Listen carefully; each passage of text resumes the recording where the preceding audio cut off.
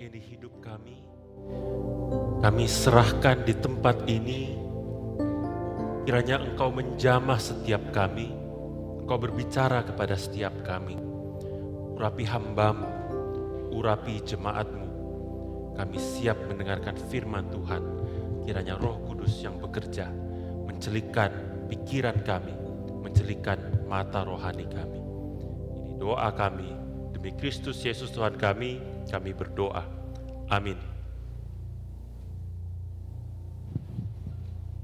Shalom Bapak Ibu Saudara-saudari. Saya mengajak kita membaca Keluaran 20 ayat 8. Keluaran 20 ayat 8, satu bagian yang singkat dan sebagian kita mungkin sudah hafal. Mari kita baca sama-sama. 1, 2, 3. Ingat dan kuduskanlah hari Sabat. Hari ini judul khotbah saya adalah Sabbath Against the Idols. Sepanjang bulan September kita membahas mengenai pemberhalaan hidup, secara khusus 4 berhala utama di dalam kehidupan manusia. Almarhum Pendeta Tim Keller dan rekan-rekan mengatakan bahwa ada 4 berhala utama, yaitu kuasa, penerimaan, kontrol, dan kenyamanan. Berhala kuasa sudah dibahas oleh Pak Febri di minggu pertama bulan September. Berhala penerimaan sudah dibahas oleh Pak Heri dan Bu Maria minggu lalu, dan hari ini tadi pagi berhala kontrol sudah dibahas oleh Pak Febri. Dan saya tidak akan mengkhotbahkan ulang mengenai tema tersebut. Bapak Ibu boleh cek rekamannya di YouTube gereja kita, GKMI Anugerah. Berhala kenyamanan akan dibahas minggu depan. Ya, jadi hari ini saya akan secara khusus membahas mengenai tentang Sabat.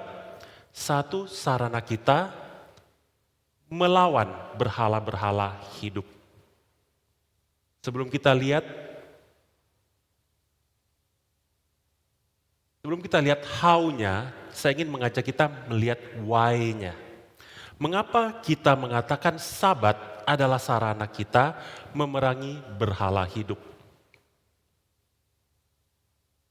Jawabannya adalah karena Sabat adalah jembatan antara realitas surgawi dan duniawi. Sabat adalah jembatan agar Allah yang sejati itu hadir di dalam kehidupan kita. Tanpa Sabat, kita tidak akan bisa menghayati hadirnya Allah Tritunggal di dalam kehidupan kita. Dan ujung-ujungnya kita akan menciptakan Allah kita sendiri, berhala kita sendiri. Yang kita tampilkan jadinya itu bukanlah Tuhan Yesus, tapi berhala. Keinginan kita sendiri yang kita berhalakan. Ada 3 bukti di dalam Alkitab bahwa Sabat itu adalah jembatan antara surga dan bumi. Pertama, mari kita lihat posisi Sabat di dalam penciptaan. Sabat adalah jembatan antara realitas rohani dan alam semesta sejak penciptaan. Setelah 6 hari Allah mencipta, Allah beristirahat di hari ke-7, yaitu di hari Sabat.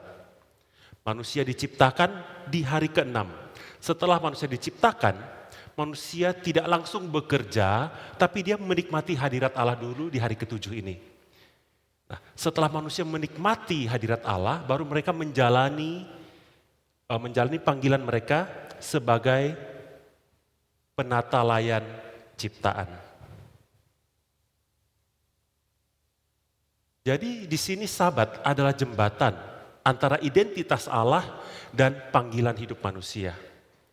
Allah sebagai pencipta dihayati di dalam Sabat, kemudian identitas Allah ini mendasari panggilan hidup manusia sebagai penata layan ciptaan. Yang kedua, posisi Sabat di dalam 10 firman itu juga berada di antara hukum pertama dan ketiga dan kelima sampai 10. Firman pertama sampai ketiga adalah etika relasi kita dengan Allah. Dan firman kelima sampai ke-10 adalah etika relasi kita dengan sesama manusia.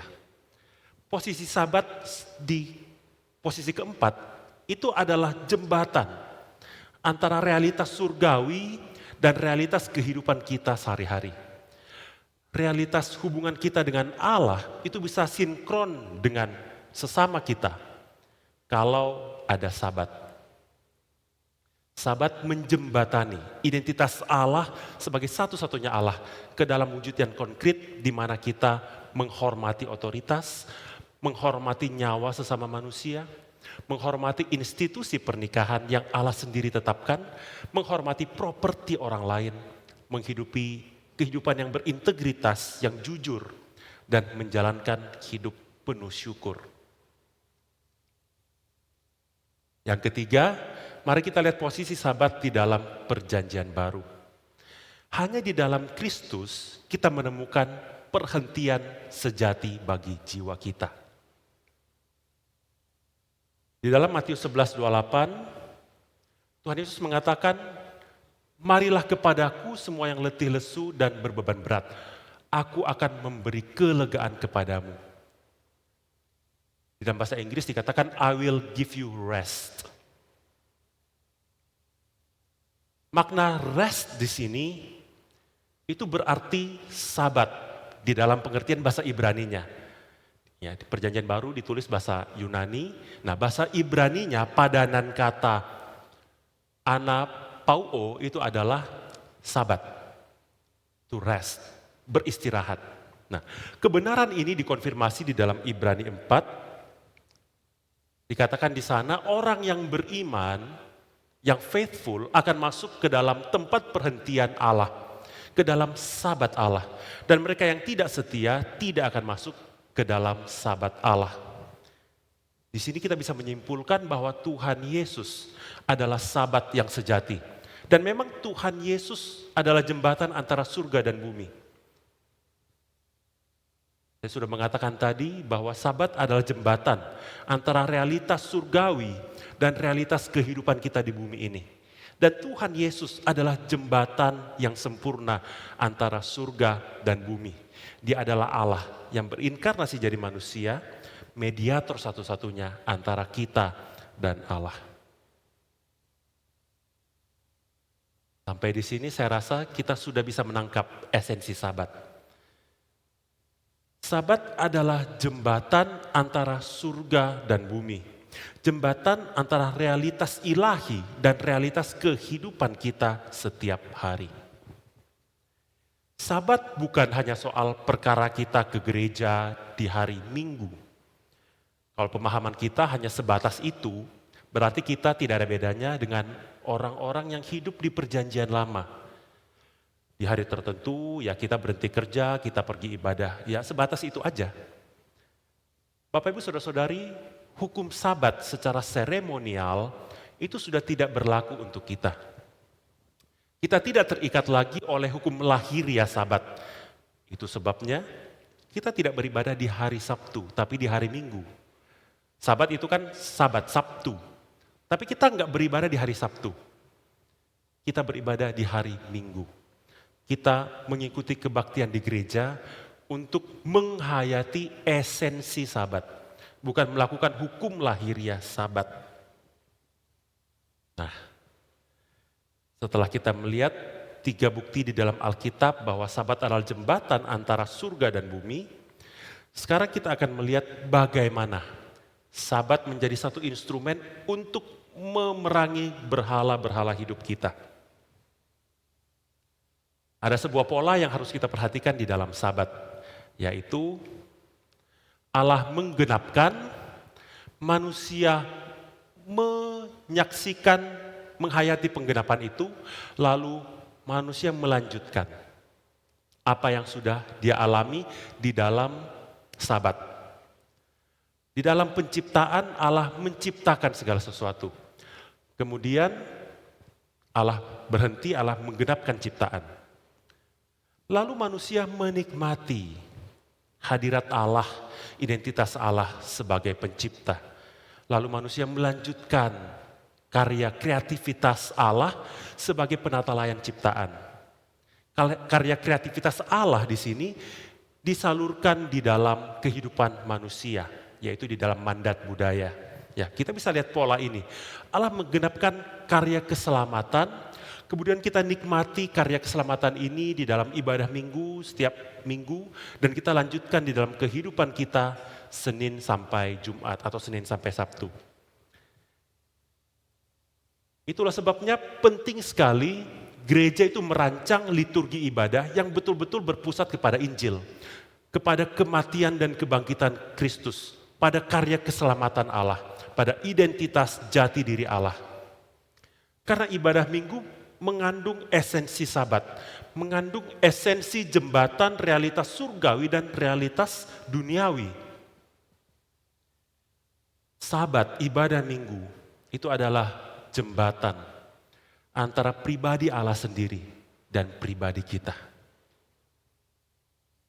Bapak, Ibu, Saudara-saudari, ada banyak hal yang sudah Allah kerjakan dan genapkan di dalam karya keselamatan. Tapi hari ini kita akan sama-sama melihat dua hal saja yang bisa kita nikmati di dalam Sabat dan bisa kita bawa pulang untuk kita terapkan di dalam kehidupan kita sehari-hari. Pertama, Allah sudah menggenapkan karya perdamaian atau rekonsiliasi. Kita orang Kristen itu udah enak banget ya. Kita datang ke hadirat Allah bisa kapan aja dan di mana saja. Allah selalu menerima kita. Kenapa demikian? Karena kematian Kristus sudah membuka tabir penutup antara kita dan hadirat Allah. Perseteruan itu sudah ditundukkan ke dalam damai sejahtera Allah. Kalau kita sudah diterima oleh Allah sedemikian rupa, apakah masih kita itu membutuhkan penerimaan dari orang lain? Kelihatan nggak? Ya. Teman-teman yang ikut connect itu udah familiar banget dengan chart ini ya. Kalau teman-teman belum ikut connect, saya undang untuk join Connect Youth. Kalau di daerah Jakarta Pusat, kita setiap Kamis jam 6.30 sore, malam, ya setiap minggu pasti ada komsel di gereja di sini, di lantai 1, di ruang rapat majelis. Buat teman-teman yang di wilayah Jakarta Barat, sekitar Joglo dan sekitarnya, kita di rumah Ibu Helen yang baju putih di depan ya, kita jam 6.30 juga, kita 2 minggu sekali hari Jumat. Bagi teman-teman yang merasa, aduh saya terlalu suci lah ikut komsel, saya masih bandel anaknya, kadang-kadang bercandanya kurang sopan. Ya boleh datang di hari Selasa jam 7.30 malam, setiap minggu pasti ada ya, di gereja juga. Ya ini khusus. Oke, kita lanjutkan. Di chart ini kita bisa melihat atribut-atribut dari setiap berhala. Nah, mari kita fokus ke kolom biggest problem and worst nightmare ini ya. Kalau kita sudah diterima oleh Allah begitu rupa, apakah kita itu masih membutuhkan penerimaan dari orang lain? Ya, kita ini kan makhluk sosial Bapak Ibu Saudara-saudari, tentu kita butuh penerimaan dari sesama. Tapi kita perlu ingat, penerimaan itu bukanlah segala-galanya. Orang yang memberhalakan penerimaan dari orang lain, cenderung kurang berani menghadapi konfrontasi. Termasuk misalnya nembak cewek, negur kesalahan teman, menginisiasi ide, mengajak pergi acara, dan sebagainya. Bahkan kalau postingan Instagramnya itu nggak di like atau nggak di follow back gitu ya, bisa ngambek, bisa tersinggung. Kenapa? Karena begitu haus akan penerimaan dari orang lain. Bagi orang yang memberhalakan approval, penerimaan orang lain itu menjadi segala-galanya. Padahal ditolak itu kan biasa, ditolak itu bagian dari kehidupan. Kita nggak mungkin menyenangkan semua orang dan nggak mungkin juga kita itu diterima semua orang. Tidak mungkin semua ide kita, pendapat kita itu pasti didengar dan di-approve oleh orang lain. Yang paling penting dan perlu kita ingat adalah Bapa Surgawi kita sudah menerima kita apa adanya. Tuhan Yesus sudah mati bagi kita ketika kita masih berdosa. Kita harus membawa penerimaan ini ke dalam kehidupan kita sehari-hari. Yaitu kita berekonsiliasi dengan sesama kita. Dengan orang-orang yang mungkin menolak kita. Kita nggak baper, kita nggak nyala-nyalain, kita ya biasa aja. Gitu loh, karena Tuhan udah nerima kita nggak tergantung lagi dengan penerimaan manusia. Kalau kita bisa lakukan itu, kita akan terhindar dari berhala approval ini ya. Yang baris kedua. Mengapa kita itu ribut-ribut dengan orang, dengan keluarga, dengan rekan pelayanan, teman kerja? Ya ada berapa kemungkinan. Pertama, momen Sabat, jembatan antara realitas surgawi dan kehidupan kita, ibadah minggu terutama, itu tidak dirancang secara intensional untuk menekankan aspek rekonsiliasi, padahal aspek rekonsiliasi itu salah satu esensi Injil yang tidak boleh dilupakan. Begitu kita masuk ke ruang ibadah ini, Tuhan sudah terima kita apa adanya. Waktu kita terima perjamuan kudus, Tuhan itu menerima kita, mengundang kita bersekutu bersama. Ketika kita menyanyi, Tuhan mendengar pujian kita. Ketika kita berdoa, Tuhan mendengar doa kita. Semua ini didasarkan di atas dasar rekonsiliasi, yaitu salib Kristus. Yang kedua, kita tidak menghayati dan menangkap maksud dari elemen ibadah yang sudah dirancang sedemikian rupa. Mungkin elemen ibadah sudah dirancang untuk menekankan aspek rekonsiliasi, tapi kita belum bisa nangkep itu. Kalau begitu, gereja perlu lebih gencar mengedukasi jemaat mengenai esensi peribadahan Kristen. Jemaat juga perlu lebih rajin untuk cari tahu, untuk belajar mengenai esensi peribadahan Kristen, esensi setiap elemen liturgi. Ketiga, mungkin kita udah nangkep maksud elemen-elemen liturgi. Aspek rekonsiliasi itu kita udah ngerti. Tapi kita masih males atau takut untuk mengampuni orang, untuk berekonsiliasi dengan orang. Karena berbagai pertimbangan. Mungkin karena ada trauma, mungkin ada kutuk yang menurun dan seterusnya. Ini kita bisa bahas nanti di connect atau di dalam konseling kalau memang membutuhkan. Selanjutnya, Allah juga sudah menggenapkan kelimpahan berkat rohani bagi kita. Jadi selain rekonsiliasi, tadi saya bilang kita akan lihat dua hal. Yang pertama rekonsiliasi, yang kedua kelimpahan berkat rohani. Tuhan Yesus mengatakan bahwa Dia datang supaya kita mengalami hidup yang berkelimpahan. Ini ada di dalam Yohanes 10 ayat 10. Apakah yang dimaksud itu kelimpahan secara materi? Mungkin orang Kristen kan gak dilarang untuk jadi kaya. Tapi yang paling penting menurut saya adalah kelimpahan secara rohani. Kelimpahan materi tidak akan kita bawa mati, Bapak Ibu Saudara-saudari. Yang akan kita bawa mati adalah kelimpahan secara rohani. Kalau kelimpahan hidup kekal aja Allah sudah berikan bagi kita. Mengapa? Tatkala kita melihat ke masa depan, kita itu masih mengalami kekhawatiran hidup. Di dalam chart ini kita melihat bahwa kita-kita yang memberhalakan kontrol itu cenderung mengalami kekhawatiran hidup karena tidak suka mengalami ketidakpastian. Kita suka mengendalikan hal-hal dalam kehidupan kita. Kita akan belajar banyak hal dan terjun langsung untuk mengontrol, mengatur banyak hal. Dan ini nggak salah. Di dalam penciptaan Allah berkata kepada Adam Hawa, tadi pagi Pak Febri udah jelaskan baik sekali ya, bisa lihat rekamannya untuk lebih detail.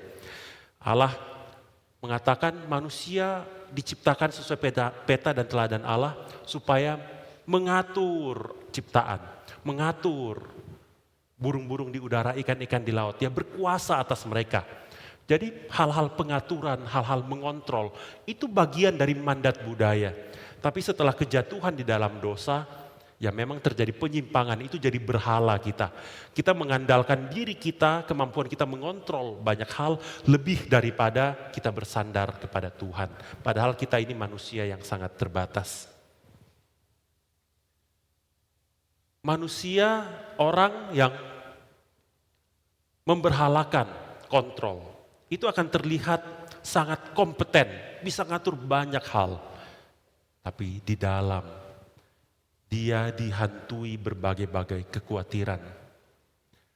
Selain kekhawatiran, dia juga akan dihantui banyak penyesalan ketika dia menoleh ke belakang. Dia bukannya bersyukur untuk banyak berkat Tuhan di masa lalu, tapi justru menyesali banyak hal-hal yang belum bisa dia kendalikan.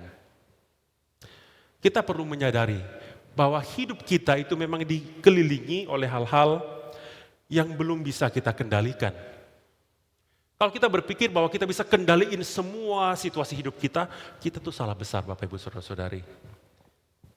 Satu-satunya yang bisa kita kendalikan adalah respons kita terhadap situasi, tapi bukan situasi itu sendiri.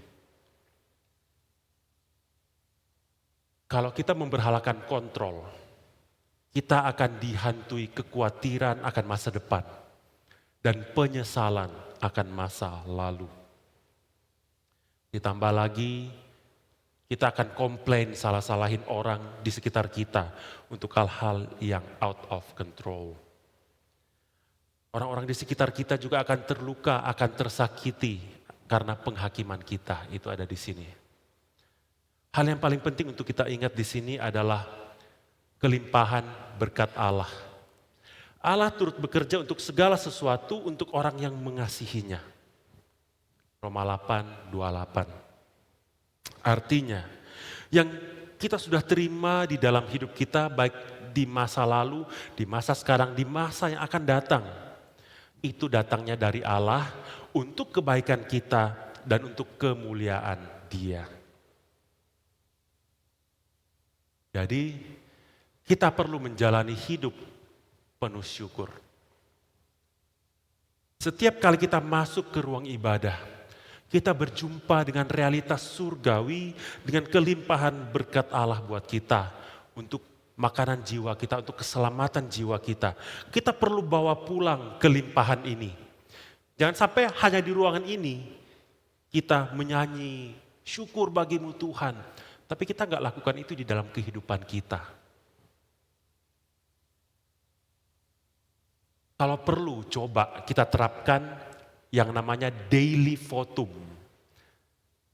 Kita ada yang namanya votum ya di dalam ibadah. Setiap kali ibadah, pendeta atau hamba Tuhan akan mengatakan di awal ibadah kalimat votum yang diambil dari Mazmur 124 ayat 8. Bunyinya, pertolongan kita adalah dalam nama Tuhan yang menjadikan langit dan bumi. Tiap minggu kita dengar kalimat ini. Kenapa kita nggak coba perkatakan di rumah kita masing-masing? Di tempat kita masing-masing, kita yang perkatakan. Setiap pagi, begitu melek, bangun tidur, sebelum kita mulai aktivitas apapun, coba kita perkatakan kalimat ini. Hayati bahwa Allah adalah pertolongan kita. Sehingga kita tidak mengandalkan diri kita sendiri. Kita tidak mengandalkan kemampuan kita untuk mengontrol setiap aspek hidup kita. Tapi kita mengandalkan pertolongan Allah. Dan kita bersyukur untuk pertolongan Allah. Dari dua hal ini saja. Aspek rekonsiliasi dan aspek kelimpahan berkat rohani. Kita sudah bisa melihat betapa Sabat ibadah minggu itu begitu penting bagi kita untuk melawan pemberhalaan hidup. Termasuk pemberhalaan penerimaan dan kontrol itu tadi. Kenapa dua hal ini yang saya singgung hari ini? Karena saya mengalami juga hal itu. Ya, saya dulu dikuasai oleh dua berhala ini.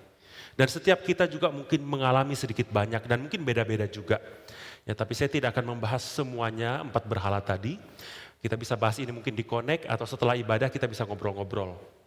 Nah, hari ini kita melihat dua tindakan Allah yang bisa kita nikmati di dalam ibadah minggu untuk melawan dua macam pemberhalaan. Kita sudah membahas tadi mengenai aspek rekonsiliasi dengan Allah dan berkat-berkat rohani yang begitu melimpah di dalam hidup kita. Bapak Ibu Saudara-saudari, mari kita dengan tekun masuk ke dalam momen Sabat, ke dalam ibadah minggu. Bukan harinya, tapi esensinya. Kita masuk ke dalam esensi Sabat, momen Sabat untuk mengalami Tuhan dan karyanya. Lalu membawa realitas surgawi itu masuk ke dalam kehidupan kita. Supaya yang kita tampilkan itu bukan kehausan untuk menikmati kenyamanan. Bukan kehausan untuk mengejar semua yang bisa membuat kita nyaman, uang, kedudukan, dan sebagainya. Tapi yang kita tampilkan adalah pribadi Kristus yang sudah berinkarnasi, Sabat yang sejati. Kita menampilkan Kristus dalam kehidupan kita dengan cara menjalani hidup yang berekonsiliasi dengan sesama kita, dengan orang-orang terdekat kita, dengan hidup penuh syukur, bukan dengan hidup penuh komplain.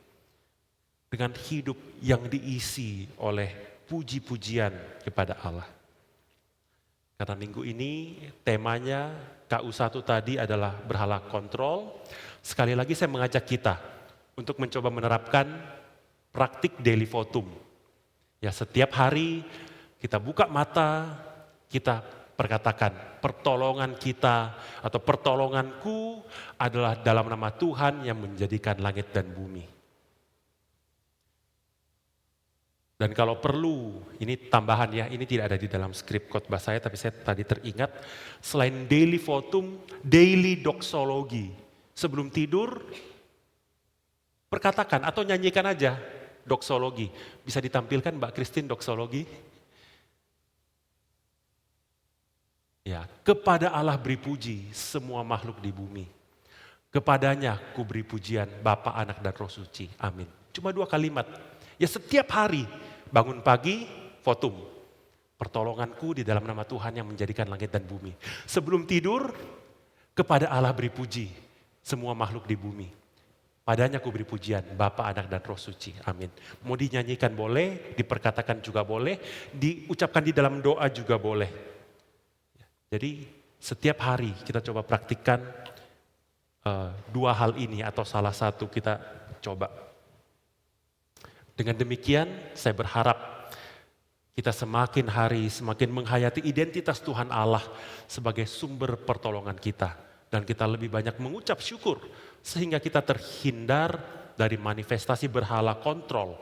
Yaitu kecemasan, khawatir yang akut, yang kronis, perasaan menyesal yang akut, yang kronis, komplain yang akut, yang kronis gitu ya.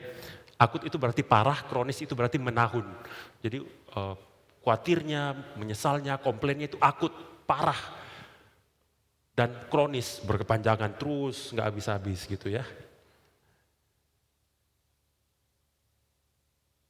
Dan semoga semakin hari kita itu menghayati identitas Tuhan Allah sebagai sumber pertolongan kita.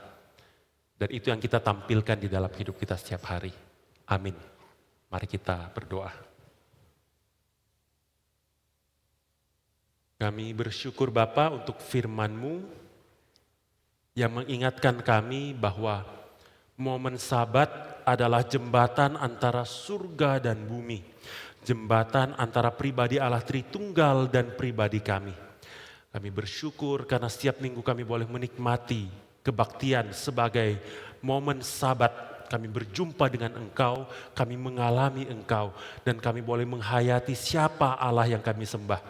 Dan yang paling penting, kami boleh pulang membawa kebenaran itu, menerapkannya di dalam kehidupan kami, sehingga kami tidak dikuasai oleh berhala hidup, kami tidak dikuasai oleh tipu muslihat iblis, kami tidak dikuasai oleh desire, oleh keinginan di dalam hati kami sendiri, tapi kami dikuasai oleh firman Tuhan, dikuasai oleh roh Tuhan, dikuasai oleh identitas Allah Tritunggal.